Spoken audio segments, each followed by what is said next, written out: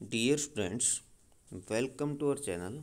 Today we will study worksheet number 46 विज्ञान कक्षा 9 अध्याय 2 की पुनरावृत्ति इसमें है बच्चों। कोलाइडल एक विषमांगी मिश्रण है जो केवल देखने में समांगी जैसा लगता है क्योंकि इसके कणों का आकार वास्तविक कणों के आकार से बड़ा होता है लेकिन निलंबन के कणों से छोटा होता है। इसे कोलाइडल विलयन कहा जाता है। कोलाइडल विलयन के दो भाग होते हैं, प्रक्षिप्त प्रावस्था और प्रक्षेपण माध्यम। हमारे आसपास बहुत से ऐसे पदार्थ हैं जिनका उपयोग हम शुद्ध रूप में ही करते हैं।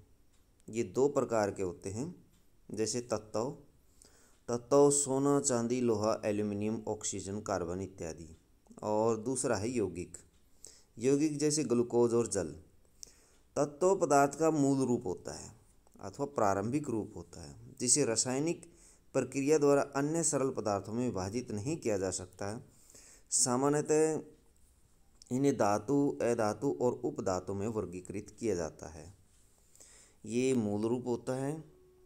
इसका प्रयोग अन्य चीज़ें बनाने में, अन्य यौगिक और मिश्रण बनाने में किया जाता है। धातु के गुणधर्म। धातु क्या है देखिए, धातु और अधातु। ये चमकीली ठोस होती है, सुचालक होती है, तन्य होती है। तन्य वो होती है जिसके तार बनाए जा सकते हैं, जैसे सोना, चांदी। आघातवर्धक होती है, इन्हें पीट पीट कर महीन चादरों में ढाला अथवा चौड़ी चादरें बनाए जा सकती हैं, इसे आघातवर्धकता कहते हैं, जैसे लोहा, सोना, तांबा, एल्यूमिनियम। ये प्रतिध्वनिपूर्ण होती हैं अथवा इन्हें पीटने पर, ये आघात करने पर प्रतिध्वनि अथवा ध्वनि उत्पन्न करती हैं। अधातुएं चमकीली नहीं होती जबकि कुचालक होती हैं। तन्य और आघातवर्धक भी नहीं होती। इनसे तार और शीटें नहीं बनाई जा सकती। ये भंगुर होती हैं, पीटने पर टूट जाती हैं, टूट करके बिखर जाती हैं। ये प्रतिध्वनि भी अथवा ध्वनि भी उत्पन्न नहीं करती। सामान्यतः ये द्रव अथवा गैसीय अवस्था में पाई जाती हैं, द्रव्य अथवा कुछ धातुएं ठोस भी होती हैं, कुछ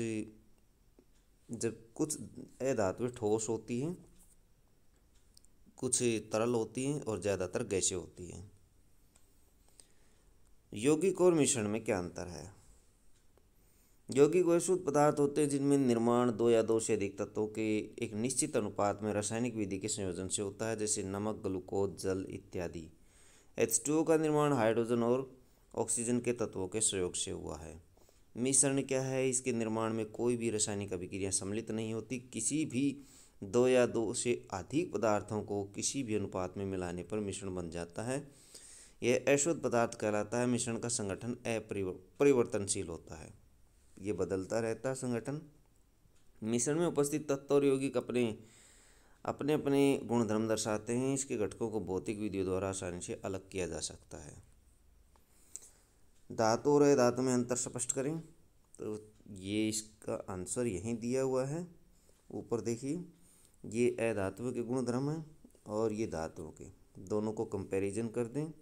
ये चमकीली होती, ठोस होती है, ये चमकीली नहीं होती जबकि ये सुचालक होती, ये कुचालक होती है। ये तन्याघातवर्धक होती, ये तन्याघातवर्धक नहीं होती। यौगिक और मिश्रण में अंतर बताइए। यौगिक और मिश्रण में ये अंतर है, यहाँ से आप लिख सकते दोनों में अंतर दिया हुआ है। हम कोलाइडल विलयन या वास्तविक विलयन में कैसे अंतर स्पष्ट कर सकते हैं? कोलाइडल विलयन जो है ऊपर दिया गया है, वास्तविक विलयन इसके साथ में देखिए कोलाइडल विषमांगी मिश्रण होता है जबकि वास्तविक विलयन समांगी मिश्रण होता है। और यहाँ से आप इसमें अंतर लिख सकते हैं, कोलाइडल विलयन और वास्तविक विलयन में अंतर।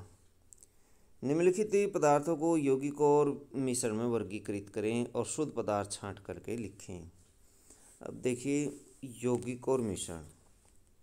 जल एक यौगिक है, मिट्टी एक मिश्रण है। तो गोल दायरा वाले जो है ना वो यौगिक होंगे और टिक जिसको लगाया जाएगा वो मिश्रण होंगे।